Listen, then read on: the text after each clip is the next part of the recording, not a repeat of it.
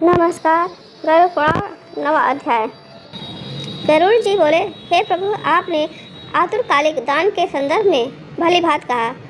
अब मरणासन व्यक्ति के लिए जो कुछ करना चाहिए उसे बताइए। श्री भगवान ने कहा, हे तार्क्ष, जिस विधान से मनुष्य मरने की सद्गति प्राप्त करते हैं, शरीर त्याग करने की उस विधि को मैं कहता हूँ। सुनो।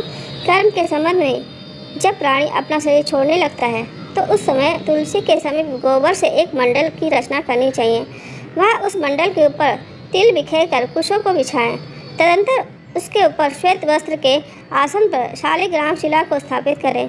जहाँ पाप, दोष और भय को हरण करने वाली शालिग्राम शिला विद्यमान है, उसके सन्निधान में मरने से प्राणी की मुक्ति सुनिश्चित है। जहाँ जगत के ताप का हरण करने वाली तुलसी वृक्ष की छाया है, वहाँ मरने से सदैव मुक्ति ही होती है, जो मुक्ति दान आदि कर्मों से दुर्लभ है। जिसके घर में तुलसी वृक्ष के लिए स्थान बना हुआ है, वह घर तीर्थ स्वरूप ही है। वहाँ यम के दूत प्रवेश नहीं करते। तुलसी की मंजरी से युक्त होकर जो प्राणी अपने प्राणों का परित्याग करता है, वह सैकड़ों पापों से युक्त हो तो भी यमराज उसे देख नहीं सकते। तुलसी के दल को मुख में रखकर तिल और कुश के आसन पर मरने वाला व्यक्ति पुत्रहीन हो तो भी निसंदेह विष्णुपुर हो जाता है। तीनों प्रकार के तिल, काले, सफ़ेद और भूरे, कुश और तुलसी, ये सब म्रियमाण व्यक्ति को दुर्गति से बचा लेते हैं। अतः मेरे पसीने से तिल पैदा हुए हैं, अतः वे पवित्र हैं। असुर, दानव और दैत्य तिल को देखकर भाग जाते हैं। हे तार्क्ष, मेरे रोम से पैदा हुए दर्भ मेरी विभूति है, इसलिए उनके स्पर्श से ही मनुष्य को स्वर्ग की प्राप्ति होती है। कुश के मूल से ब्रह्मा, कुश के मध्य में जनार्दन और कुश के अग्रभाग में शंकर, इस प्रकार तीनों देवता कुश में स्थित रहते हैं। इसलिए कुश, अग्नि, मंत्र, तुलसी, ब्राह्मण और गौ ये बार बार उपयोग किए जाने पर निर्माल नहीं होते। पिंडदान में उपयोग किए गए दर्भ, वेद के निमित्त भोजन करने वाले ब्राह्मण, नीच के मुख से उच्चारित मंत्र, नीच संबंधी गाय और तुलसी तथा चिता की आग, ये सब निर्माल अर्थात अपवित्र होते हैं। गोबर से लिपी हुई और कुश बिछाकर संस्कार की हुई पृथ्वी पर आतुर को स्थापित करना चाहिए। अंतरिक्ष का परिहार करना चाहिए, अर्थात चौकी आदि पर नहीं रखना चाहिए। ब्रह्मा, विष्णु, रुद्र तथा अन्य सभी देवता और हुताशन ये सभी मंडल पर विराजमान रहते हैं, इसलिए मंडल की रचना करनी चाहिए। जो भूमि लेप रहित होती है, अर्थात मलमूत्र आदि से रहित होती है, वह सर्वथा पवित्र होती है। किंतु जो भूमि भाग नहीं लिपा जा चुका है या मलमूत्र आदि से दूषित हो, वहाँ पुनः लिपने पर उसकी शुद्धि हो जाती है। बिना लिपी हुई भूमि पर और चरपाई आदि पर या आकाश में राक्षस, पिशाच, भूत, प्रेत और यमदूत प्रविष्ट हो जाते हैं। इसलिए भूमि पर मंडल बनाए बिना अग्निहोत्र, श्राद्ध, ब्राह्मण भोजन, देव पूजन और आतुर व्यक्ति का स्थापना नहीं करना चाहिए।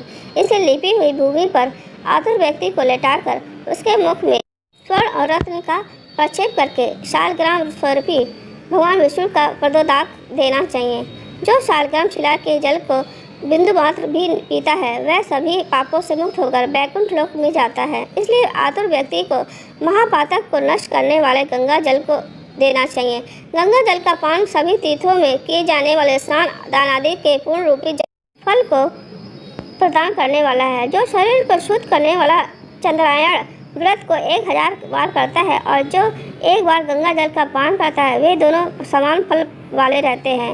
ये ताज अग्नि के संबंध से जैसे रुई की राशि नष्ट हो जाती है, उसी प्रकार गंगा जल से पातक भस्मसात हो जाते हैं। जो सूर्य के किरणों से संतप्त गंगा के जल का पान करता है, वह सभी योनियों से छूटकर हरि के धाम को प्राप्त होता है। अन्य नदियों मनुष्य को स्नान पर पवित्र करती है, किंतु गंगा जी तो दर्शन, स्पर्श, दान अथवा गंगा इस नाम का कीर्तन करने मात्र से सैकड़ों हजारों पूर्ण रहित पुरुषों को भी पवित्र कर देती हैं। इसलिए संसार से पार लगा देने वाले गंगा जल को पीना चाहिए। जो व्यक्ति प्राणों के कंठगत होने पर गंगा गंगा ऐसा कहता है, वह विष्णु लोक को प्राप्त होता है और पुनः भूलोक में जन्म नहीं लेता।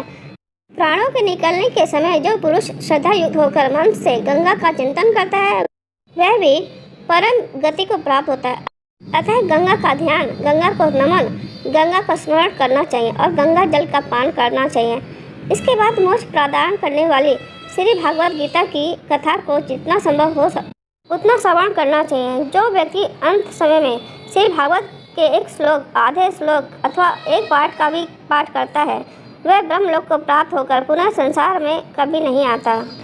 ब्राह्मण, क्षत्रिय और वैश्य को मरण काल में वेद और उपनिषदों का पाठ तथा शिव व विष्णु की स्थिति से मुक्ति प्राप्त होती है। हे खग, प्राण त्याग के समय मनुष्य को अनशन, व्रत अथवा अन्न और जल का त्याग करना चाहिए, और यदि वह विरत है, द्विजन्मा है, तो उसे आतुर संन्यास लेना चाहिए। प्राणों के कंठ में आने पर जो प्राणी मैंने संन्यास ले लिया है ऐसा कहता है, वह मरने पर विष्णु लोक को प्राप्त होता है, पुनः पृथ्वी पर उसका जन्म नहीं होता है। इस प्रकार हे खग, जिस धार्मिक पुरुष के आतुरकालिक पूर्वोक्त कार्य संपादित किए जाते हैं, उसके प्राण ऊपर के छिद्रों से सुखपूर्वक निकलते हैं। मुख, दोनों नेत्र, दोनों नासिका तथा दोनों कान, ये 7 ऊपर के द्वार छिद्र हैं। इनमें से किसी द्वार से सुकृति के प्राण निकलते हैं और योनि के प्राण तालुर्ध्व से निकलते हैं।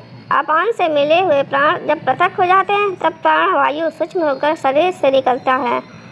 प्राण वायु रूपी ईश्वर के निकल जाने पर काल से आहत शरीर निराधार वृक्ष की भांति गिर पड़ता है। प्राण से मुक्त होने के बाद शरीर तुरंत चेष्टा शून्य, घृणित, दुर्गंध युक्त, अपृश्य और सभी प्रकार के लिए निंदित हो जाता है। इस प्रकार की कीड़ा, विष्ठा तथा भस्म रूप ये तीनों अवस्थाएं होती हैं। इसमें कीड़े पड़ते हैं, यह विष्ठा के समान दुर्गंध युक्त हो जाता है अथवा अनंतः चिता में भस्म हो जाता है। इसलिए क्षण मात्र में नष्ट हो जाने वाले इस देह के लिए मनुष्यों के द्वारा गर्व क्यों किया जाए। पंचभूतों से निर्मित इस शरीर का पृथ्वी तत्व पृथ्वी में लीन हो जाता है, जल तत्व जल में, तेजस तत्व तेज में और वायु युक्त वायु में लीन हो जाता है। इसी प्रकार आकाश तत्व भी आकाश में लीन हो जाता है। सभी प्राणियों के देह में स्थित रहने वाले सर्वव्यापी शिव स्वरूप नित्य मुक्त और जगत साक्षी आत्मा अजर अमर है।